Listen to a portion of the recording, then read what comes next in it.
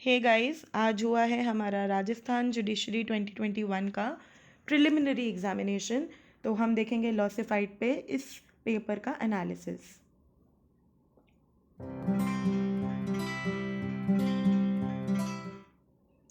तो सबसे पहले हम पेपर में ये देखेंगे कि कौन से सब्जेक्ट्स में से कितने क्वेश्चंस आए।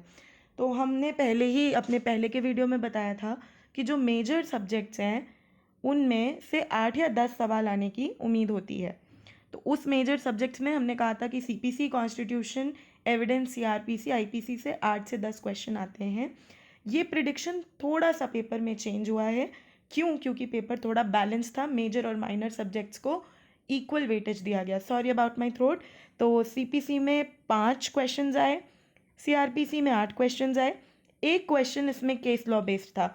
तो पूरे पेपर में सिर्फ एक ही क्वेश्चन था जो केस लॉ बेस्ड था और वो सीआरपीसी का था। There after Indian evidence act से 5 सवाल आए, आईपीसी से 12 सवाल आए। Now this is very important कि आईपीसी ने बहुत मेजर पोर्शन कवर किया।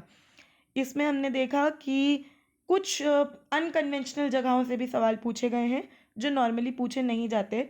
तो ये पेपर में थोड़ा सा ट्विस्ट था। कॉन्स्टिट्यूशन से 7 सवाल आए जिसमें एक हमारा मैक्सिम भी था। कॉन्ट्रैक्ट से 4 सवाल आए। मूविंग अहेड, माइनर सब्जेक्ट्स में से हम देखते हैं कि स्पेसिफिक रिलीफ एक्ट से 3 सवाल आए।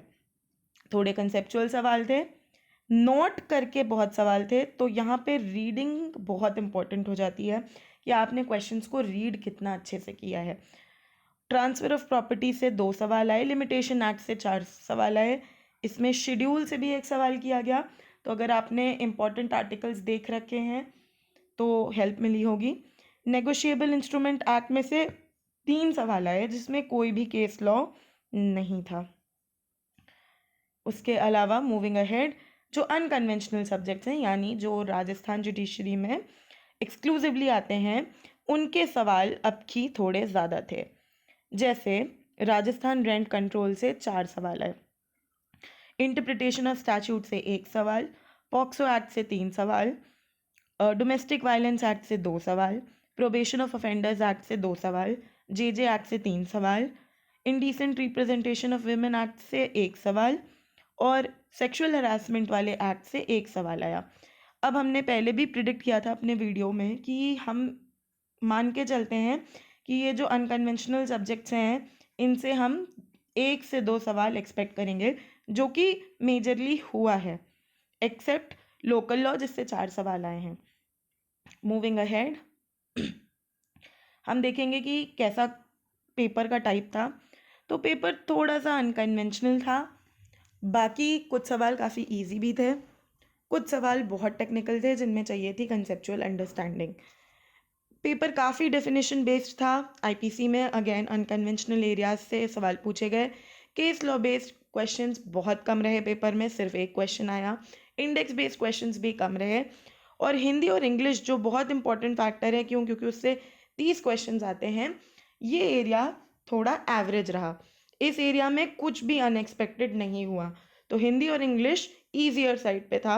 अगर हमने कोई भी एक किताब पढ़ी होती हिंदी और इंग्लिश के लिए तो ये एरिया हमारा बहुत आसानी से बन जाता and this wouldn't have given us much problem. अब कट ऑफ किन किन बातों पे डिपेंड करता है? तो एक तो नंबर ऑफ सीट पे डिपेंड करता है, अटेंडेंस पे डिपेंड करता है, पेपर की डिफ़िकल्टी पे डिपेंड करता है। तो नंबर ऑफ सीट इस बार वैसी ही थी जैसी राजस्थान में हमेशा निकलती हैं। अटेंडेंस इस बार हम मान के चलते हैं कि 50% थी एज ऑफ हमने जितना इंक्वायर किया है बच्चों से पूछ के कि उनके सेंटर्स पे कितनी अटेंडेंस थी। तो वी आर होपिंग कि अटेंडेंस बहुत कम नहीं थी, 60% या उसके ऊपर के अराउंड रही होगी अटेंडेंस। पेपर का डिफ़िकल्टी लेवल देखें तो पेपर बहुत डिफ़िकल्ट नहीं था, हालांकि पेपर टेक्निकल ज़रूर था। टेक्निकल इसलिए कहेंगे क्योंकि इसमें हमें अंडरस्टैंडिंग चाहिए थी। तो अगर ओवरऑल पेपर को कैटेगराइज करना होगा तो हम इसे मॉडरेट टू डिफ़िकल्ट में कैटेगराइज करेंगे और थोड़ा अनकन्वेंशनल बोलेंगे। That's it. Cut off we'll not be releasing now, we'll wait for the official answer key. Please stay tuned to the channel to get updates on क्या cut off होगा, क्या seats होंगी। Mains की तैयारी किन लोगों को शुरू कर देनी चाहिए, कैसे अप्रोच बनाएं हरियाणा मेंस की तैयारी करने की और राजस्थान मेंस की तैयारी की। So please stay tuned. Thank you. Please like, share and subscribe if you actually like the content. Thank you.